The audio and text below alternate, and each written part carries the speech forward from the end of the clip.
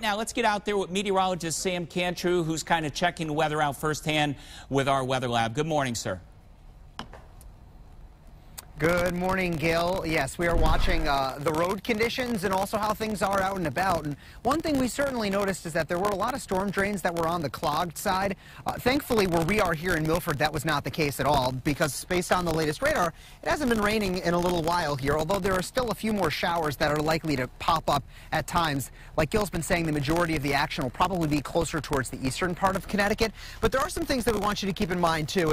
And one of those, obviously, is that storm drains have definitely been clogged. We saw one that was out on the road really close to where we were, a little bit too dark for us to be able to show it to, but that storm drain was clogged up. So make sure that you're cleaning out any of your storm drains that are near your house. Even though they may not be flooded right now, with some of the downpours that we might see later on today, that could cause a little bit of localized flooding, which obviously is not a good thing. In addition to that, keep in mind that the roads right now are wet everywhere across Connecticut as the winds have calmed down. In fact, over the last 10 minutes, the average wind speed in the mobile weather lab is 0 miles an hour. So the winds are much more calm, which means that the water is not going to evaporate as quickly as it would had it been really breezy outside. So because of that, all those wet leaves that are on the roads will make it much more slippery. And I don't want to say that I think we'll see some accidents this morning, but there's a pretty good likelihood that we'll probably see that, especially since so many of the trees have leaves right on top of them. And because we saw so much wind, there are a lot of them all over the roads. And if you get a little bit of time later on today, make sure you clean out the gutters too, because